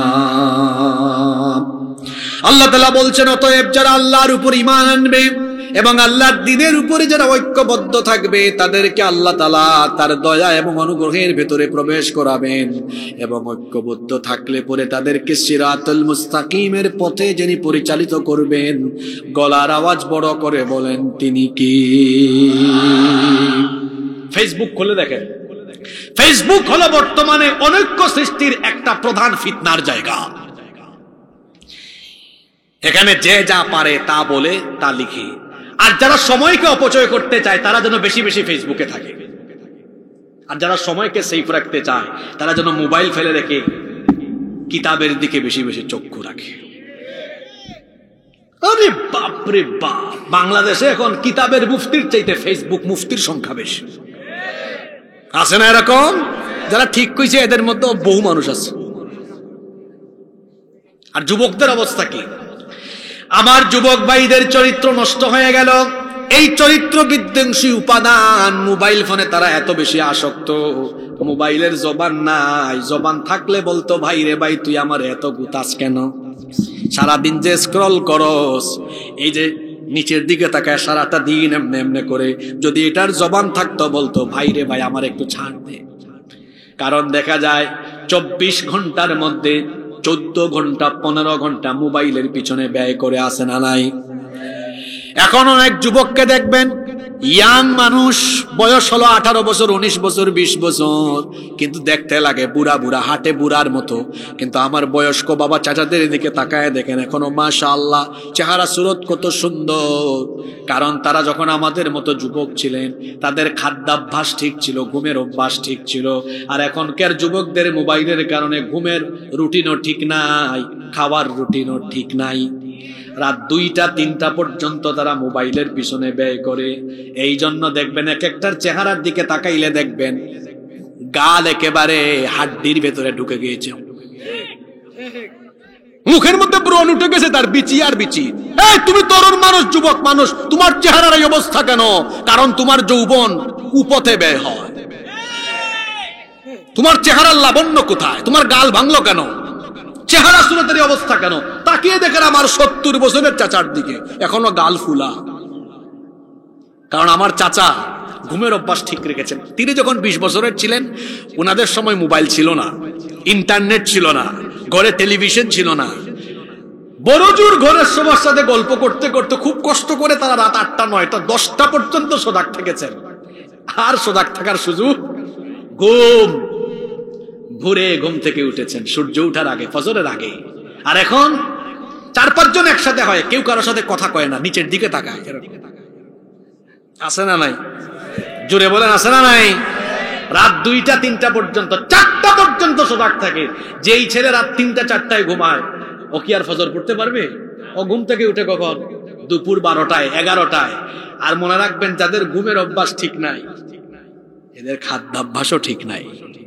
খাদ্যাভ্যাসও, অসকালের খাবার খায় কখন? দুপুর 11টায়, দুপুর 12টায়। এমনকি এটা বলতে খারাপ লাগে, তাও বলে ফেলতেছি, যাদের খাদ্যাভ্যাস ঘুমের অভ্যাস ঠিক নাই, এদের পায়খানাও ঠিক নাই। এরা যেখানে সেখানে বায়ু নির্গত করে পরিবেশকে নষ্ট করে। হাসানোর জন্য বলি না, এটা সত্য কথা। এর ঘুমের অভ্যাস ঠিক নাই। যার ঘুমের অভ্যাস ঠিক নাই, তার খাদ্যাভ্যাসও ঠিক নাই, এর পেটের সমস্যা থাকে। যাদের ঘুমের অভ্যাস ঠিক, খাদ্যাভ্যাস ঠিক, দেখবেন এটা সব ঠিক আছে। আর পেট, এটা এমন এক কারখানা গো, এটা ঠিক থাকলে সব ঠিক, এটা ঠিক না থাকলে খবর আছে। কিন্তু তো বলছিলাম, এই মোবাইলের পেছনে যুবক ভাইয়েরা সময় নষ্ট করবেন না, আর ফেসবুকে ঢুকে মুফতিগিরি করবেন না। এই উম্মাকে কিভাবে একত্রিত রাখা যায়, সবাই সবার জায়গা থেকে চেষ্টা চালাতে। তাহলে নামাজের 2 নম্বর শিক্ষা, নামাজ আমাদেরকে কিসের শিক্ষা দেয়? ঐক্যের শিক্ষা দেয়। বলেন, কিসের শিক্ষা দেয়? আপনাদের কি কষ্ট হচ্ছে বাবারা, ভাইয়েরা? কষ্ট হচ্ছে? আপনারা কি আমাকে কয়েক মিনিট সময় দিবেন? নাম্বার 3, নামাজ আমাদেরকে সাম্য, মৈত্রী এবং ভেদাভেদহীন একটি সমাজ গঠনের শিক্ষা দেয়। নামাজে কিন্তু কোনো ডিসক্রিমিনেশন, কোনো বৈষম্য নাই। এখন বৈষম্য বিরোধী ছাত্র আন্দোলন আছে, বৈষম্যহীন বাংলাদেশ দেখতে চায়। বৈষম্যহীনতার শিক্ষাটাও নামাজে আছে না? কোথায় আছে দেখেন। একজন গরিব মানুষ, দিনে তিনি 400 টাকা 500 টাকা উপার্জন করেন, মসজিদে গেলেন, যাওয়ার পরে আরেকজন ভাই, তিনি মনে করেন মাসে 2 লাখ 3 লাখ টাকা কামান।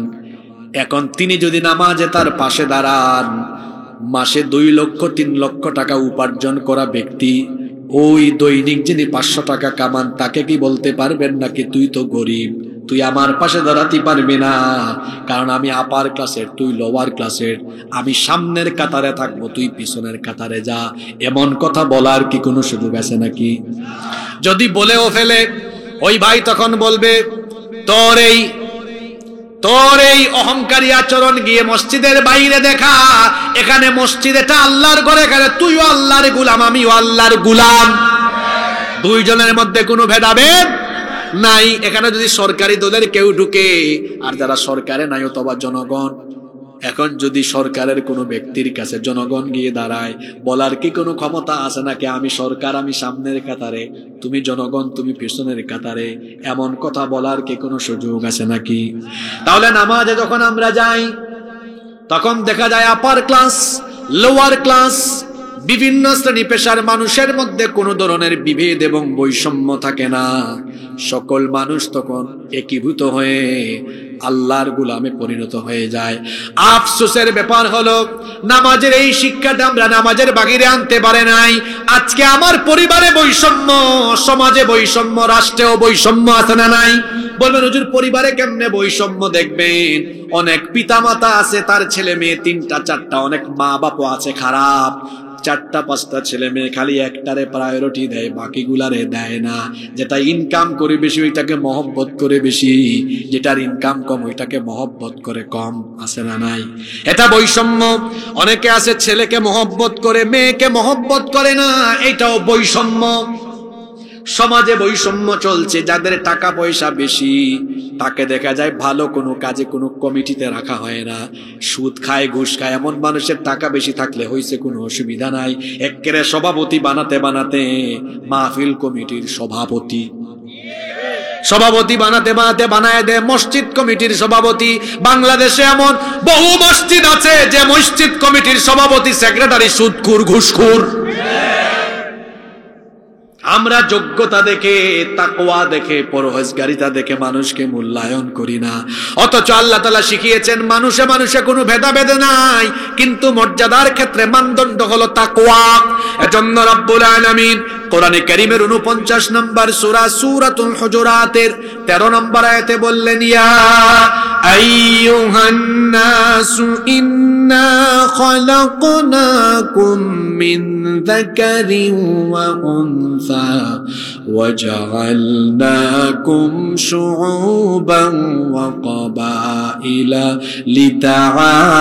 لتعارفوا إن أكرمكم عند الله أتقاكم إن الله عليم خبير। আল্লাহ তাআলা বলছেন, হ্যাঁ মানব জাতি, আমি তোমাদেরকে একজন পুরুষ আর একজন নারী থেকে সৃষ্টি করেছি। তারপরে এই একটি সংসার থেকে আমি তোমাদের জগৎটাকে, জগৎ সংসারে মানব জাতির বিস্তৃতি ঘটিয়ে দিয়েছি, বিভিন্ন জাতি গোত্রে বিভক্ত করেছি, লিতাআরাফু, যাতে তোমরা পরস্পর পরিচিত হতে পারো। আর শোনো, মানুষ হিসেবে তোমরা সবাই সমান, সবার শরীরে রক্ত মাংস আছে, সবাই সমান, কিন্তু মর্যাদার বেলায় মানদণ্ড হলো ইন্না আকরামাকুম ইনদাল্লাহি আতকাকুম, নিশ্চয়ই তোমাদের মধ্যে তাকওয়ার দিক দিয়ে যারা সেরা, যার তাকওয়ার পরিমাণ যত বেশি আল্লাহর কাছে তার মর্যাদা হলো তত বেশি। কিন্তু মানুষ হিসাবে সবাই সমান, মানুষে মানুষে কোনো ভেদাভেদ, সাদা কালো, লম্বা খাটো, কারো উপরে কারো শ্রেষ্ঠত্ব নাই, মানুষ হিসাবে সবাই সমান। এই বৈষম্যহীনতার শিক্ষা যে ইবাদতে আছে, সেই ইবাদতের নাম কি? জোরে বলে। আপনাদের কি কষ্ট হচ্ছে? এই লাল পাঞ্জাবি টাইপসের শ্রোতা যারা আছেন, 10 সেকেন্ড সময় দিলাম, ওইটা দূর মারে। এরা কেউ আসছে হুজুরের কণ্ঠ দেখতে, কেউ আসছে চেহারা দেখতে, কেউ আসছে চিল্লানো শুনতে। ক্লাসের ভালো ছাত্ররা ক্লাস শেষ হওয়ার আগ পর্যন্ত ক্লাস ত্যাগ করে না, এরা A+ পায় পরীক্ষা।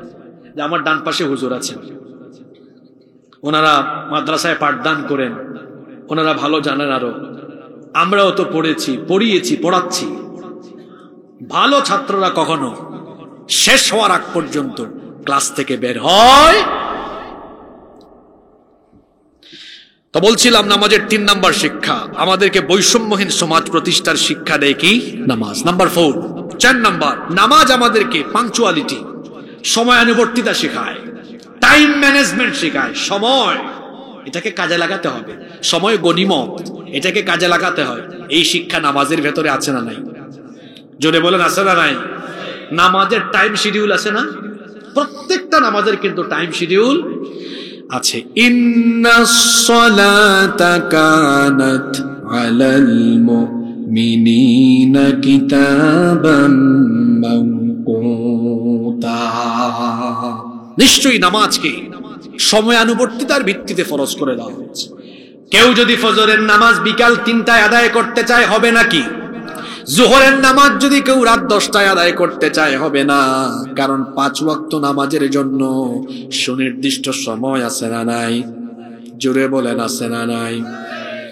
এখন আপনাদের গ্রামের, আপনাদের এলাকার মসজিদে যদি ফজরের নামাজের সময় হয়ে যায়, ইমাম সাহেব কিংবা মুসল্লিরা কি সময় হয়ে গেলে এলাকার কোনো প্রভাবশালী ব্যক্তির জন্য অপেক্ষা করবেন নাকি? জোরে বলেন। বা কোনো প্রভাবশালী ব্যক্তি যদি বলে, এলাকার মানুষ শোনেন, আজকে আমার জন্য 10 মিনিট পরে নামাজ আদায় করেন, কেউ মানবে? জোরে বলেন। এই শিক্ষা কোন ইবাদতে আছে? আপনারা নামাজের বাইরে আনতে পারছেন? এটা মাহফিল তো আনতে পারেন নাই। বহু মাহফিলে বক্তা বসিয়ে রেখে, শ্রোতা বসিয়ে রেখে কয় 10টা মিনিট অপেক্ষা করেন, আমাদের অমুক প্রভাবশালী অতিথি আছেন। আছে না? তো টাইম ম্যানেজমেন্টের শিক্ষা আছে? কোথাও নাই। পৃথিবীতে যারা উন্নত হয়েছে এরা সময়কে কাজে লাগিয়েছে। আজকের জাপান কত উন্নত, এরা সময়ানুবর্তিতা আছে। আমার দেশের সিস্টেম কেমন জানেন? 9টার গাড়ি কয়টায় ছাড়ে কেউ জানে না, 9টার ট্রেন কয়টায় যায় কেউ জানে না। এক যাত্রী ট্রেনে সফর করছে, ট্রেন হলো 9টায়, লাগেজ টাগেজ নিয়ে বসে আছে। এই তো 9টা বাজার 10 মিনিট আগে আফসোস করে বলতেছে, বাংলাদেশ ভাই জানি না আসছি কোন সময় যে ট্রেনটা ছাড়ে। হঠাৎ করে হুইসেল শুনছে, ভাবছে আরে বাংলাদেশেই এটা সম্ভব, হ্যাঁ টাইম মতো ট্রেন চলে আসছে। খুশি হয়ে লাগেজ টান মেরে দৌড় মারবে, আর একজন পাশে থেকে আটকাই দিছে, ভাই বসেন, এটা গতকাল 9টার ট্রেন, আজকে 9টায় আসছে। কি বলেন, এরকম আছে না নাই? এই জাতি, এই মুসলমান জাতিকে প্রত্যেকদিন 5 ওয়াক্ত টাইমে টাইমে ডেকে টাইম ম্যানেজমেন্ট শেখানো হয়, অথচ তাদের জীবনে সময়ের কোনো মূল্যায়ন। পরীক্ষার আগে কেউ পড়াশোনা করলো না, তারপরে পরীক্ষার রেজাল্ট হাতে পেয়ে আফসোস করল, ইস যদি আরেকটু পড়তাম ভালো রেজাল্ট করতাম। তখন আফসোস করে লাভ হবে? এজন্য সময় থাকতে সময়কে কাজে লাগাতে হয়। আরবিতে একটি প্রবাদ আছে, আল ওয়াক্তু কাসাইফ, সময় হলো ধারালো তরবারির মতো, ইল্লাম তাকতাহু ফাইন্নাহু কাতাআক, এটাকে আপনি ক্ষতবিক্ষত করতে পারবেন না, কিন্তু সময়ের অপব্যবহার করলে আপনার জীবন ক্ষতবিক্ষত হয়ে যাবে। মানুষের জীবনের সবচাইতে গুরুত্বপূর্ণ সম্পদ হলো সময়। সময়কে কাজে লাগিয়ে সম্পদশালী হওয়া যায়, কিন্তু গোটা পৃথিবীর সম্পদ দিয়ে জীবনের ফেলে আসা সময়কে আর ফিরিয়ে আনা যায়? এজন্য সময় থাকতে সময়ের মূল্যায়ন করতে হবে। কিয়ামতের দিন জাহান্নামীরা সময়ের ব্যাপারে আফসোস করবে, ইয়াকুলু ইয়া লাইতানি কদ্দামতু লিহায়াতি, আফসোস করে তখন লাভ হবে? কোনো লাভ হবে না। এজন্য সময়কে কাজে লাগান। যুবক ভাইদেরকে, ছাত্র ভাইদেরকে বলবো, এই মোবাইলের পেছনের সময় নষ্ট করা বন্ধ করো, পড়ার টেবিলে মনোযোগী হও। তোমরা যে পরিমাণ সময় ছাত্ররা মোবাইলের পিছনে ব্যয় করো, আল্লাহর কসম এই পরিমাণ সময় যদি তোমরা পড়ার টেবিলে জ্ঞান চর্চা গবেষণায় কাটিয়ে দিতে, আমার দেশে ঘরে ঘরে বিজ্ঞানীর জন্ম হতো। ওরা কি করেছে? ইহুদিরা, মুশরিকরা এগুলো আবিষ্কার করে তোমাদের হাতে ধরায় দেয়, আর তোমরা এগুলো নিয়ে পড়ে থাকো। তোমরা পাবজি খেলাও, ফেসবুক, ইউটিউব, ইনস্টাগ্রামে থাকো, আর ওরা তোমাদেরকে দিয়ে ব্যবসা করে। বলবেন হুজুর বুঝি নাই।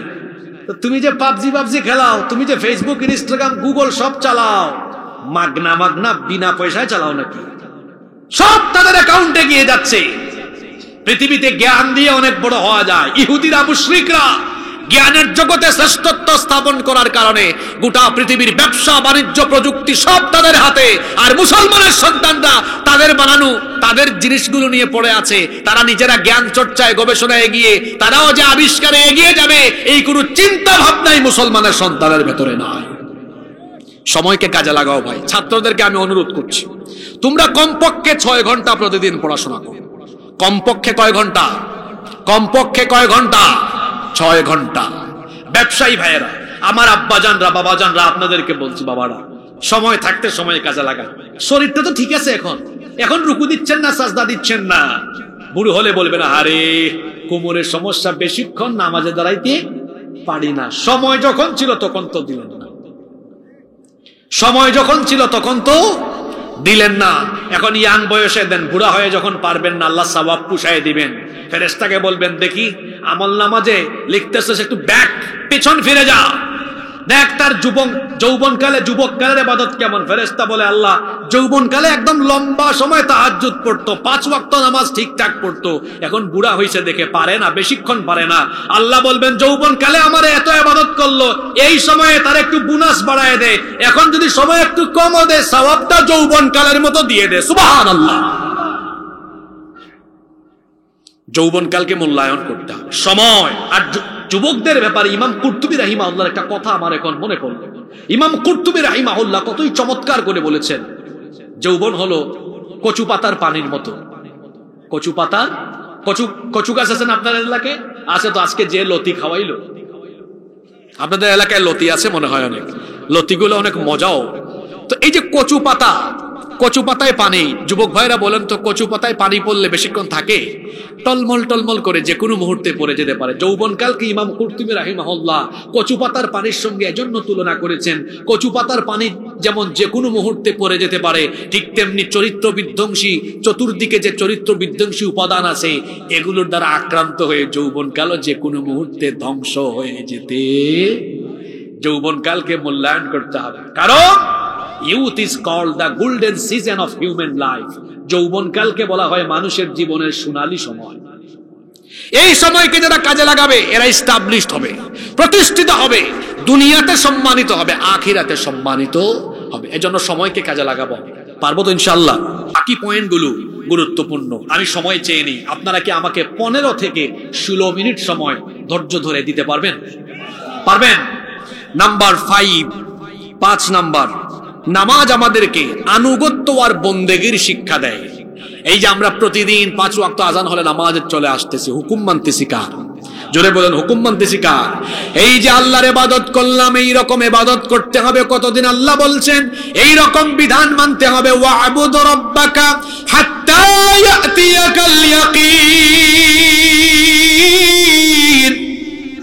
আল্লাহ বলছেন তোমার কাছে মৃত্যু আসার আগ পর্যন্ত তুমি আল্লাহর ইবাদত করবে। এই যে নামাজে আমি টাইম মতো চলে যাই, ঠিক তেমনি নামাজের বাইরে আল্লাহ যত বিধান দিয়েছেন, যত হুকুম দিয়েছেন, আল্লাহর বিধানগুলো হুকুম মেনে আপনার জিন্দেগি গঠন করতে হবে। আপনার জিন্দেগি আল্লাহর বিধান মতো হোক, এই শিক্ষা নামাজের ভেতরে আমাদেরকে দিয়েছেন কে? আরো জোরে বলেন কে? নাম্বার 6 নম্বর, নামাজের 6 নম্বর শিক্ষা হলো নামাজ আমাদেরকে পর্দার শিক্ষা দেয়। নামাজ আমাদেরকে কিসের শিক্ষা দেয়? ওই যে একটু আগে আমার পেছন থেকে কোনো একজন বললেন সতর ঢাকা। নামাজে সতর ঢাকা নফল না ফরজ? জোরে বলতে হবে। নামাজে দেখা যায় একজন মহিলা পর্দা করছে, কিন্তু এই মহিলা, অনেক নামাজি মহিলাও আছে, যখন নামাজ শেষ করে বাড়ি থেকে বের হয় বেপর্দা হয়ে বের হয়। আবার অনেক নামাজি ভাইও আছে, এরা নামাজে আসে 5 ওয়াক্ত নামাজ পড়ে, কিন্তু তার ঘরের বউকে, তার ঘরের নারীদেরকে বেপর্দায় রেখে দেয়। এমন আছে না নাই? এখন তো বহু পুরুষ ব্যক্তি এমন আছে, এরা পুরুষ নামের কলঙ্ক। এখন অনেকে বউকে দিয়ে ব্যবসা করে, ফেসবুকে ইউটিউবে তারা কাপল ব্লগের ভিডিও বানায়। এটা চাচারা জানবেন না, যুবকরা বুঝে। যেই সকল ছেলেরা, যেই সকল পুরুষরা বউ দিয়ে ব্যবসা করে, এরা পুরুষ নয়, এরা হলো পুরুষ নামের কলঙ্ক। যে ব্যক্তি তার ঘরের নারীদেরকে পর্দায় রাখে না, এর পরিচয় হলো দাইয়ুস। দাইয়ুস কখনো আল্লাহর জান্নাতে যেতে পারবে? দাইয়ুস হওয়ার থেকে আপনাকে সেফ রাখতে হবে। একজন নারী বেপর্দা থাকার পেছনে 4 জন পুরুষ দায়ী। জোরে বলেন কয়জন? দেখেন তো এই 4 শ্রেণীর বাইরে আপনি আছেন কিনা। এক হলো স্বামী, স্বামীর গাফলতির কারণে স্ত্রী বেপর্দায় চলে যায়। 2 হলো পিতা, বাবার গাফলতির কারণে মেয়ে বেপর্দা হয়ে যায়। 3 হলো বড় ভাই, বড় ভাইয়ের গাফলতির কারণে ওই ঘরের বোন বেপর্দা হয়ে যায়। 4 হলো বড় ছেলে, বড় ছেলের গাফলতির কারণে সেই ঘরের নারীরা বেপর্দা হয়ে যেতে পারে। আমি, আপনি, আমরা সবাই এই 4 ক্যাটাগরির বাহিরে না ভিতরে? কথা বলেন না কেন? তাহলে ঘরের নারীদেরকে পর্দায় রাখবেন তো? নাম্বার 7, নামাজের 7 নম্বর শিক্ষা হলো নামাজ আমাদেরকে ডিসিপ্লিন শেখায়, শৃঙ্খলা শেখায়। এই যে এখানে বসে আছেন, এক একজন এক এক দিকে, কিন্তু এখানে যদি নামাজের জামাত করা হয়, একামতের পরে কি এরকম থাকবে না সবাই লাইন ধরে দাঁড়ায় যাবে? কত সুন্দর দৃশ্য। আমাদের দেশে আমল নাই, হুজুররা এটা বলেন না। কিছু কিছু মসজিদে বাংলায় বলেন কাতার সোজা করুন, মোবাইল বন্ধ। কিন্তু নবীজি কি করতেন? ইকামতের পরে মুসল্লিদের দিকে মুখ ফিরিয়ে বলতেন, ইস্তাউ ইস্তাউ আকিমু সুফুফাকুম ওয়াতাদিলু, আকিমু সুফুফাকুম ওয়া তারাসু ওয়া সুদ্দুল খালাল ফাইন্না তাসওয়িয়াতাস সুফুফি মিন তামামিস সালাহ। বিনয়ী হও, কাঁধে কাঁধ লাগাও, কাতার সোজা করো। ইমাম সাহেব মুসল্লিদেরকে বলছেন, সবাই লাইন ধরে দাঁড়িয়ে গেল। সুবহানাল্লাহ। এই ডিসিপ্লিন নামাজে আছে। আর বাঙালি এত খারাপ, কোথাও ডিসিপ্লিন নাই। রাস্তায় যান, মোটর সাইকেল বাস ওভারটেক করতে চায়, প্রাইভেট কার ওভারটেক করতে চায়। সে জানে না তার 2 চাক্কার এই হালকা গাড়িকে 4 চাক্কার বাস, 6 চাক্কার বাস একটু ঠেলা মারলে ধান খেতে গিয়ে পড়বে। আমি বলি কি, যার মরণের খায়েশ জাগে সে এরকম করে। আমি কি কথা ভুল বলেছি? জয়পুরহাট হাইওয়ে আছে না, এখানে দেখবেন মাঝে মাঝে এমন কিছু পুলাপাইন পাওয়া যায়, ভুম ভুম ভুম ভুম, পাগলা। এর আমি পাগলা বললাম এই কারণে, মোটর সাইকেল অ্যাক্সিডেন্ট বড় মারাত্মক। বেঁচে থাকলে পঙ্গু, আর মরলে হাত একদিকে পা একদিকে, মগজ একদিকে শরীর আর একদিকে। কথা কি ভুল বললাম? ডিসিপ্লিন নাই। রিক্সাওয়ালা সিএনজি কে ওভারটেক করে, রিক্সার লাইন একদিকে, রিক্সা উঠে যায় প্রাইভেট কারের লাইনে, ট্রাকের লাইন একদিকে, ট্রাক চলে যায় বাসের লাইনে। বিশৃঙ্খলা আছে না নাই? কোথাও বলা হলো লাইন ধরে দাঁড়ান, লাইন বাঁকা করে দেয়। এত বিশৃঙ্খলা এই দেশে। যারা বিমানে যাতায়াত করেন, দেখবেন বিমান যখন ল্যান্ড করে, ককপিট থেকে ক্যাপ্টেন কিংবা কেবিন থেকে কেবিন ক্রু বলেন, সম্মানিত যাত্রীবৃন্দ, বিমান পুরোপুরি থামার আগ পর্যন্ত কেউ নিজ নিজ আসন থেকে উঠবেন না, নিজ নিজ আসনে বসেন। বাঙালি কি এর বসে থাকবে? খালি ল্যান্ড করতে দেরি হয়েছে, একদম সিট বেল্ট খুলে লাগেজটা টানাটানি করে বের হওয়ার জন্য তারা পাগল হয়ে যায়। দিকে দিকে বিশৃঙ্খলা। কোথাও যদি বলা হয় ভাই একটু লাইন ধরে দাঁড়ান, তেমন একটা আরেকটারে খালি খুশায়। লাইন ধরে দাঁড়াইছে, এমন শয়তানি করে ভাই ওই দেখেন, ওরে ওইদিকে তাকাইয়া ও আরো 3 জনের আগে যায়। আপনাদেরকে হাসানোর জন্য বলছি না, এই বিশৃঙ্খলা গুলো চতুর্দিকে আছে না নাই?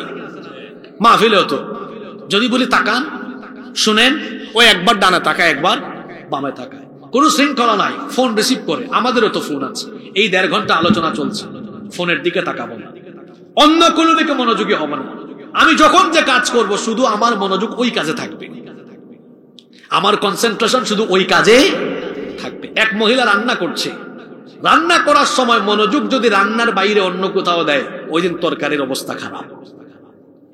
মাহফিলেও কোনো বক্তা যদি আলোচনার সময় মনোযোগ অন্যদিকে দেয়, কোন শ্রোতা যদি আলোচনা শোনার সময় মনোযোগ অন্যদিকে দেয়, বক্তাও শেষ, শ্রোতাও।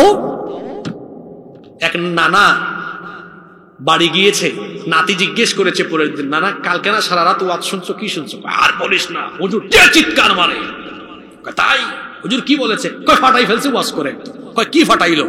আরে এত সুন্দর গলা, এত সুন্দর করে বলেছে। কয় বুঝলাম তো, কি বলছে বলেন। নাতি সারা রাতই শুনছি, কি শুনছি এখন কিচ্ছু মনে নাই। এরকম শ্রোতার সংখ্যা বাংলাদেশে অনেক। দেখি তো জয়পুরহাট কেমন। আমি 7টা পয়েন্ট বললাম, কারা কয়টা মনে রাখলো? 1 নাম্বার, নামাজ আমাদেরকে কিসের শিক্ষা দেয়?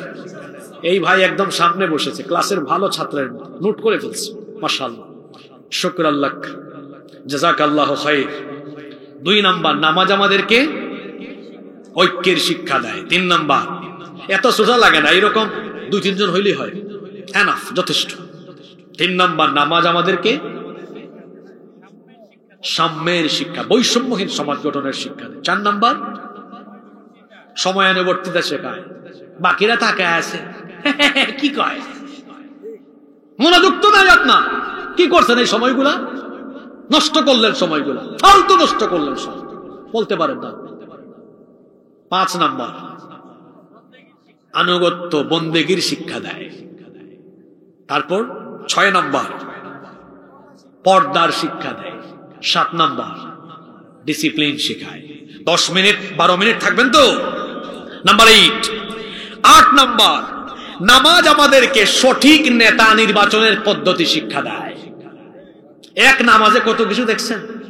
কুরআন তেলাওয়াত সহি না, নামাজ আদায়ের নিয়ম কানুন জানে না, এরকম অযোগ্য অপদার্থ কোন ব্যক্তিকে কি এই গ্রামের মানুষ নামাজের ইমাম বানাবে?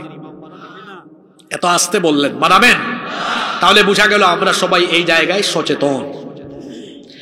নামাজের ইমাম বানানোর ক্ষেত্রে যেরকম সচেতনতা অবলম্বন করবেন, মসজিদের বাহিরে সমাজ এবং রাষ্ট্র যারা পরিচালনা করবে সেই জায়গার নেতাগুলো বাছাই করার সময়ও সঠিকভাবে বাছাই করতে হবে।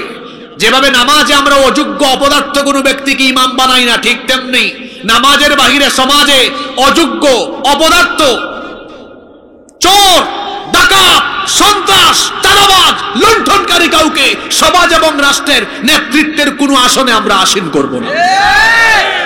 এই শিক্ষা আছে কোথায়? কামটা করছেন কি? নামাজে কিন্তু ইমাম সাহেব রেখে দিয়েছে ফার্স্ট ক্লাস, যে সুন্দর তিলাওয়াত, কি সুন্দর পড়ে। কমিটি কিন্তু খুব সচেতন। আবার এই কমিটি আর এই মুসল্লি নামাজ থেকে বের হইয়া কোরআনওয়ালা দিনদার নেককার সৎ মানুষ আছে না, তাকে বাদ দিয়ে কয় তোমার ভাই আমার ভাই মার্কা কি কয়? আপেল মার্কা, ফুটবল মার্কা।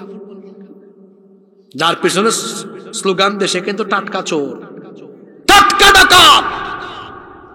তাহলে বলেন এই মুসল্লি, এই সমাজ ইমাম নির্বাচনে যে সচেতনতা দেখালো, মসজিদের বাহিরে কি তার সমাজের নেতা নির্বাচনে এই সচেতনতা দেখালো? আমি তো বলি 56,000 বর্গ মাইলের বাংলাদেশে কোনো সম্পদের অভাব নাই, আছে শুধু ভালো মানুষের অভাব। প্রিয় জয়পুরহাটবাসী, স্বাধীনতার পর থেকে 2024 54 বছর ধরে আমরা এই বাংলাদেশে বহু নেতা নেত্রী দেখেছি। এরা জনগণের ভাগ্য, মানুষের ভাগ্য বদলানোর কথা বলে ক্ষমতায় যায়, যাওয়ার ফলে দেখা যায় জনগণের ভাগ্য বদলে না, তাদের মোবাইল বদলে যায়, তাদের গেটআপ বদলে যায়, তাদের জুতা বদলে যায়, চেহারা সুরত বদলে যায়, আঙ্গুল ফুলে কলা গাছ হয়ে যায়। মানুষের ভাগ্য আর বদলায় না।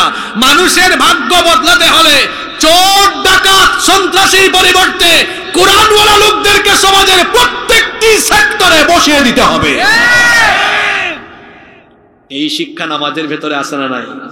জুলাই আগস্টের পরে এখন আপনাদের সকলের প্রত্যয় হওয়া উচিত এইটা, আমরা বাংলাদেশে আগামী দিনে আর অন্য কাউকে দেখতে চাই না। সব দেখা শেষ, বাকি আছে আল কোরআনের। আমরা বাংলাদেশকে কোরআনের বাংলাদেশ হিসাবে দেখতে চাই কি চাই না? আল্লাহ কবুল করেন। নাম্বার 9 নাম্বার, নামাজ আমাদেরকে সঠিক নেতার প্রতি আনুগত্যশীল হতে হয়, এই শিক্ষা দেয়। নেতৃত্ব ঠিক থাকলে সেই নেতার আনুগত্যের শিক্ষা নামাজের ভেতরে আছে না?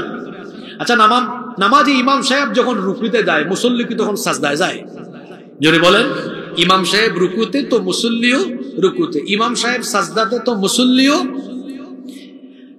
যদি সমাজ কিংবা রাষ্ট্র কখনো এমন হয় ইসলামপন্থীরা, কোরআনওয়ালারা সমাজ এবং রাষ্ট্রকে নেতৃত্ব দেয়, তাহলে আনুগত্যের ক্ষেত্রে তাদের আনুগত্য করতে হবে, তাদের কথা মেনে চলতে হবে। আল্লাহ শিখিয়েছেন, ইয়া আইয়ুহাল্লাযীনা আমানু আতিউল্লাহা ওয়া আতিউর রাসূল ওয়া উলিল আমরি মিনকুম ইলা আখিরিল আয়াহ।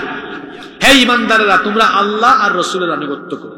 এরপরে বলা হলো আর তোমাদের নেতৃস্থানীয় যারা আছে, অর্থাৎ এখানে আল্লাহ আর রাসূলের আনুগত্য করে এমন নেতা যদি হয় তারও আনুগত্য করতে বলা হয়েছে। নেতার আনুগত্য হয় ততক্ষণ, ওই নেতা আল্লাহ রাসূলকে মানে যতক্ষণ। নেতার আনুগত্য ত্যাগ করতে হবে তখন, ওই নেতা আল্লাহ আর রাসূলের আনুগত্য ছেড়ে দেয় যখন। তাহলে এই শিক্ষাটাও নামাজের ভেতরে আছে। নাম্বার 10 নম্বর, নামাজ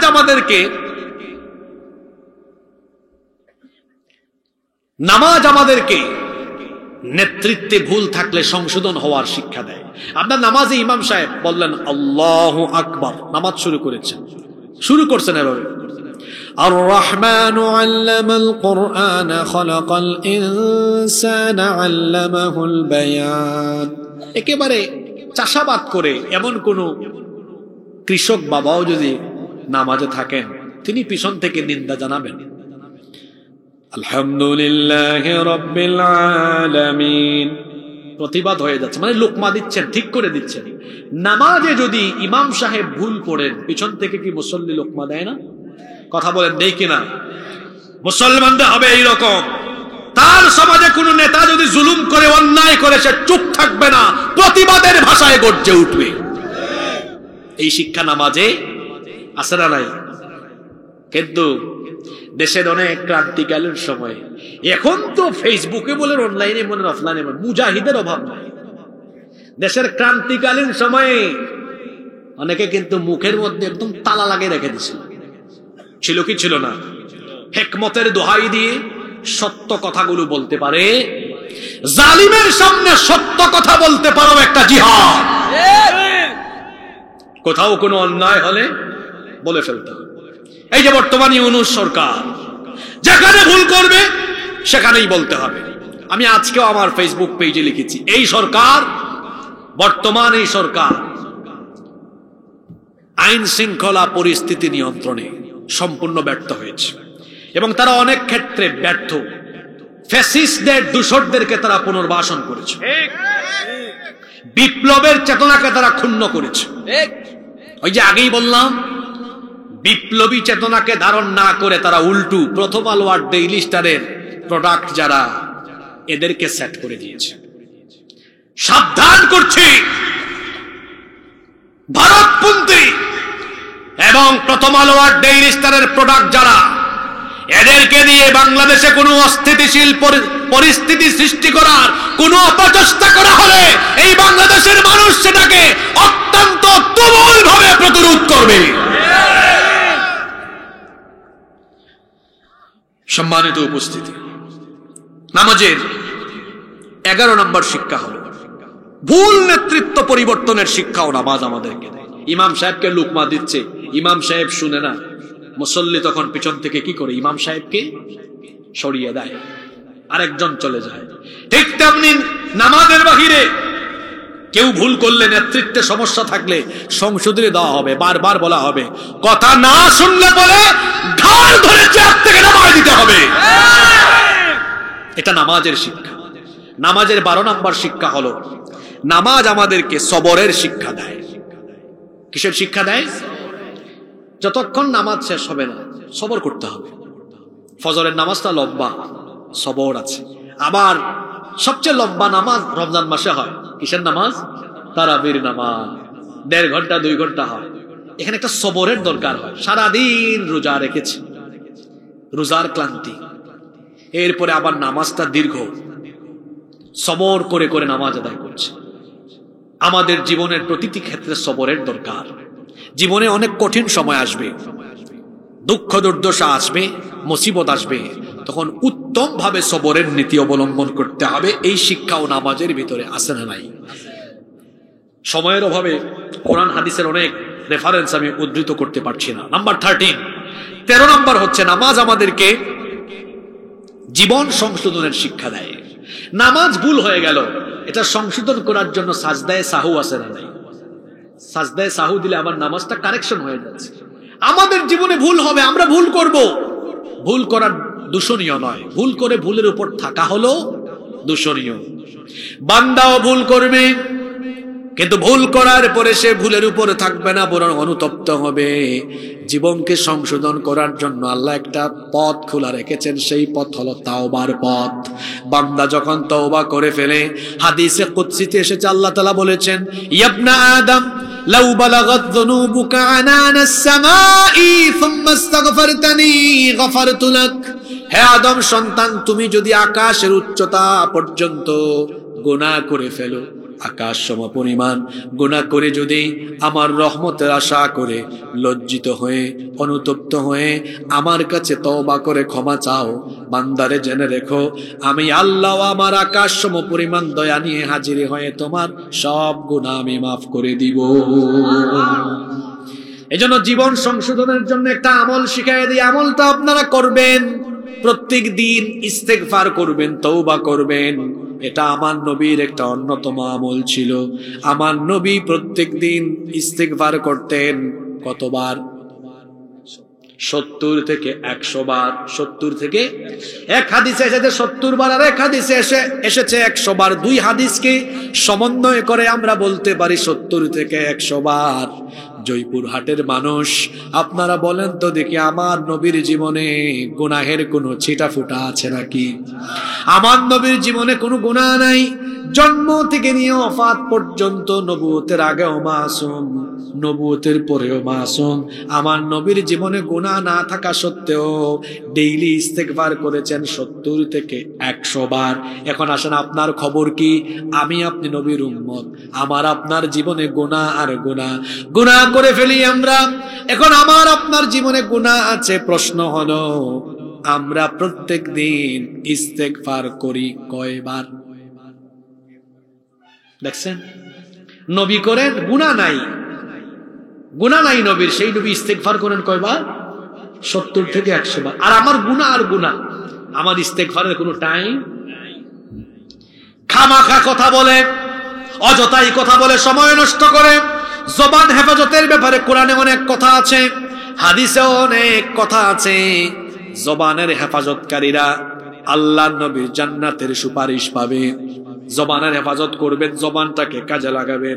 সময় পেয়েছেন, আজে বাজে কথা না বলে পড়বেন আস্তাগফিরুল্লাহ, আস্তাগফিরুল্লাহ, আস্তাগফিরুল্লাহ। বলেন আমার সাথে আস্তাগফিরুল্লাহ। খুব ছোট্ট একটি কালিমা, ছোট্ট একটি বাক্য, কিন্তু নবীজি বলেছেন বান্দা যখন অনুতপ্ত হয়ে তাওবার নিয়তেই আস্তাগফিরুল্লাহ বাক্যটি পড়ে নেয়, তার আমলনামায় যদি সমুদ্রের ফেনা পরিমাণ গুনাহ থাকে, আল্লাহ ওই বান্দার সমুদ্রের ফেনা পরিমাণ গুনাহগুলো মাফ করে দিবে। তাহলে প্রত্যেক দিন ইস্তেগফারের আমল করতে রাজি আছেন তো? আল্লাহ তৌফিক দেন, বলেন আমিন। নামাজের 14 নম্বর শিক্ষা হলো, নামাজ আমাদেরকে নিয়ন্ত্রিত জীবনযাপনের শিক্ষা দেয়। নিয়ন্ত্রিত জীবনযাপন, চোখের নিয়ন্ত্রণ, জবানের নিয়ন্ত্রণ, হাতের নিয়ন্ত্রণ, পায়ের নিয়ন্ত্রণ। এই শিক্ষা কোথায় আছে? নামাজে দাঁড়ায় কি তার চক্ষু কি ডানে একবার, বামে একবার, পিছনে একবার দেয়? চক্ষু থাকে কোথায়? অবশ্য কিছু মুসল্লি আছে, আরে বাপরে বাপ, সাংঘাতিক। নামাজে দাঁড়ায় ঘড়ির টাইম দেখে, ফ্যান গুনে। দুই বন্ধু মসজিদে ঢুকেছে, বের হওয়ার পরে একটা আরেকটা কয়, দোস্ত দেখছ কত বড় মসজিদ, 103টা ফ্যান। কয় তুই গুনলে কেন? কয় হুজুর করছে, হুজুরের কাম, আমি করছি আমার কাম। এসিটা কোন কোম্পানির না, এইটাও দেখে। ইন্না লিল্লাহি ওয়া ইন্না ইলাইহি রাজিউন। শুধু কি তাই, আমার একটা ঘটনা মনে পড়লো। 6-7 বছর আগে তাকবীরে উলা ছুটে গেল, আসরের নামাজ। এক মসজিদে ঢুকেছি, তো আমি গিয়ে তার পাশে দাঁড়াবো। এই মুসল্লি কি করছে, আমার দিকে এমনি তাকায়। আমি বুঝছি নামাজে কোনো খুশু নাই। আমিও তার মাথা ধরে বললাম, আমার দিকে না, ওই দিকে তাকান। তো নামাজে চোখের নিয়ন্ত্রণ আছে, এই শিক্ষাটা নামাজের বাইরে আনা। জরিনা সকিনা আপনার সামনে দিয়ে যাবে, কিন্তু আমার চক্ষু জরিনার দিকে যাবে না, সকিনার দিকে যাবে না। কারণ আল্লাহ বলেছেন কুল্লিল মুমিনিনা ইয়াগুদ্দু মিন আবসারিহিম। একই কথা আল্লাহ নারীদেরকেও বলেছেন ওয়া কুল্লিল মুমিনাতি ইয়াগুদ্দুনা মিন আবসারিহিন্না। মুমিন পুরুষ পরনারী থেকে তার চক্ষুকে হেফাজত করবে, মুমিনা নারীও তার চক্ষুকে পরপুরুষ থেকে হেফাজত করবে। এই শিক্ষাটা নামাজের ভেতরে আছে। আমার সামনে দিয়ে কোনো নারী হেঁটে যাবে, কিংবা কোনো অশ্লীল বিলবোর্ড, সাইনবোর্ড, বিজ্ঞাপন বা মোবাইল ফোন হাতে নিলে আজে বাজে ছবি বা ভিডিও আসবে, তখন আমি আমার চক্ষুকে হেফাজত করব, চক্ষুকে আমি নিম্নগামী করে দিব, রক্ষা করব। যাকে ভয় করে তিনি কি? আরো জোরে বলেন, তিনি কি? কালো চশমা পরে চোখের ফাঁক দিয়ে কি দেখেন কেউ জানে না, চোখের খেয়ানত আল্লাহ জানেন। ইয়ালামু খাইনাতাল আয়ুনি ওয়া মা তুখফিস সুদূর। চোখের যে খেয়ানত হয়, সেই খেয়ানতের কথা কেউ জানে না। চোখের খেয়ানত যিনি জানেন তিনি কি? চক্ষুকে বলা হয় হৃদয়ের আয়না। আল্লামা কুরতুবী রাহমাতুল্লাহ আলাইহি কত না সুন্দর করে কথাটা তিনি বলেছেন। চক্ষু হলো হৃদয়ের আয়না। মানুষ চক্ষু দিয়ে কোনো জিনিস দেখার পরে ওইটা ভাবে, যদি সেটা খারাপ হয় তো খারাপ ভাবতে ভাবতে খারাপ কাজ করে ফেলে। এই জন্য চোখের হেফাজতের কথা বারবার বলা হয়েছে। নবীজি সাইয়্যিদিনা আলী রাদিয়াল্লাহু আনহুকে বললেন, লা তুতবিউন নাযরাতান নাযরা, দৃষ্টির পরে দৃষ্টি দিও না। ফা ইন্নালাকাল উলা ওয়া লাইসাত লাহাল ফাইন্না লাকাল উলা ওয়ালাইসা লাকাল আখিরা। প্রথমটা হলো তোমার দৃষ্টি, কিন্তু পরেরটা তোমার দৃষ্টি নয়, ওইটা শয়তানের দৃষ্টি। প্রথমটা ক্ষমার যোগ্য, কিন্তু দ্বিতীয়টা ক্ষমার যোগ্য নয়। এখন যুবকরা এই হাদিস শুনে ফজিলত যেন মনে না করে, হুজুর যেহেতু বলছে প্রথমবার তাকানো যাবে, জরিনা সকিনা যাই যাবে, প্রথমবার সুযোগটা কাজে লাগাই ফেলবো। বুঝতে হবে কথা, এটা অনিচ্ছাকৃত ভাবে যদি কোথাও চক্ষু চলে যায়, মোবাইল হাতে নিয়েছেন, ইউটিউবে ঢুকলেন, কোনো একটা জিনিস, কোনো একটা ভিডিও দেখবেন, কোনো একটা ওয়াজ শুনবেন, তিলাওয়াত শুনবেন, কিন্তু খোলা মাত্রই আজে বাজে ভিডিও চলে আসছে, একবার চক্ষু গেল ভুলবশত, খবরদার দ্বিতীয়বার দেওয়া যাবে না। নিষেধ করেছেন কে? চোখের হেফাজতকারীদের চোখে নূর দেওয়া হয়, অন্তরে নূর দেওয়া হয়, এদের অন্তর পবিত্র রেখে দেন কে? এজন্য অন্য হাদিসে এসেছে, যারা চোখের হেফাজত করতে পারে আল্লাহ তাদেরকে ঈমান এবং ইবাদতের স্বাদ আস্বাদন করার যোগ্যতা দান করে দেন। সময় বড় কম, সেদিকে গেলাম না। নাম্বার 15, 15 এবং সর্বশেষ হলো, কথায় আছে শেষ ভালো যার সব ভালো। নামাজের 15 এবং সর্বশেষ শিক্ষা হলো, নামাজ আমাদেরকে কোরআনময় জিন্দেগি গঠনের শিক্ষা দেয়। নামাজের ভেতরে কয়টা কিতাব থেকে তিলাওয়াত হয়? নাকি আপনাদের এলাকায় ইমাম সাহেব আল্লাহু আকবার বলে বুখারী তেলাওয়াত আরম্ভ করেন? হ্যাঁ, আল্লাহু আকবার। আন আবি হুরায়রা রাদিয়াল্লাহু আনহু قال قال রাসূলুল্লাহ সাল্লাল্লাহু আলাইহি ওয়াসাল্লাম, এভাবে না, বরং শুরু করি, আল্লাহর কিতাব আরম্ভ হয়, আলহামদুলিল্লাহি রাব্বিল আলামিন আর রহমানির রহিম মালিকি ইয়াউমিদ্দিন إياك نعبد وإياك نستعين اهدنا الصراط المستقيم صراط الذين أنعمت عليهم غير المغضوب عليهم ولا الضالين।